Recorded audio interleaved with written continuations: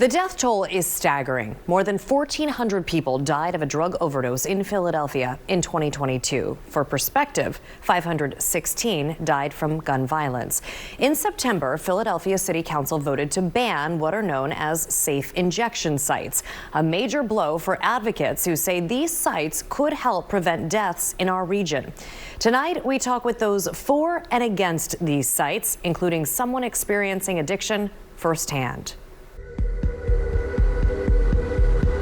I knew from back home, if you wanted to get drugs and you want to get them cheap, Kensington. 3 times a week, Steve, who asked that we don't share his last name, takes a train from Lancaster to Philadelphia to buy drugs. I started off with heroin, but now it's whatever it is, xylazine, the tranquilizer. The 46-year-old is one of thousands experiencing drug addiction in our region. What would you tell somebody who says these people don't want help? I hate living like this. I hate living like this. And it's so hard for me to build up the courage or the strength to ask for help, to go to a place and to go through the sickness.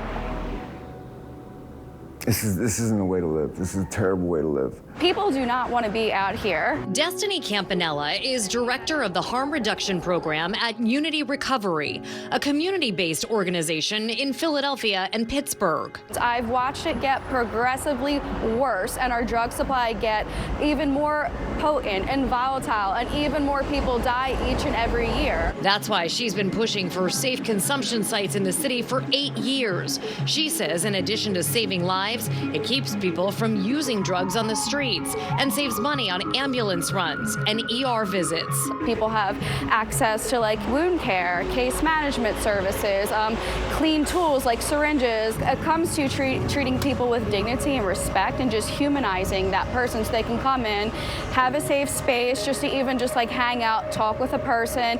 If they do use and they do experience an overdose, they will be brought back with naloxone. In 2020, the nonprofit Safe House tried unsuccessfully to open a safe injection site in South Philly. The organization is now caught up in a civil suit over the legality of the sites. Let's deal with addiction. Councilman Mark Squilla represents Philadelphia's 1st District. That includes Kensington. In September, City Council passed legislation to ban these supervised injection sites in certain neighborhoods and recommended a citywide ban be put in place. I think that the long-term answer is just not a safe injection site. That doesn't get us. When people say, well, you don't have a plan, right? So the goal is how do we continue to treat the addiction and the problem? We spent over $70 million in Kensington in over 5 years. That's a lot of money, and it's worse because you're not treating the problem. We're cleaning up around the problem. There are currently supervised injection sites in Canada, Europe, and Australia. New York City opened a safe injection site in 2021. Rhode Island is opening a site next year. And for the first time, the U.S. government is funding a 4-year study on the site's effects on overdoses. There's not enough help out there. Why does this mean so much to you personally? It means so much to me because I'm tired of my loved ones dying. Include the individuals who are boots on the ground, include other harm reduction advocates, and most importantly, include people who use drugs. In Pennsylvania, deaths are trending at 436 a month. That's 14 overdoses a day in the Commonwealth. Local recovery organizations and city leaders do agree there needs to be more education and conversation about how to combat what's being called the worst drug epidemic in our country's history. People like Steve say they need support. So if you knew that there was a site where there were nurses there and clean needles, you would feel more comfortable going there? Oh, 100%. 100%. What's the alternative? To use, it's in front of storefronts. To have something like that, I think would be very beneficial for the community.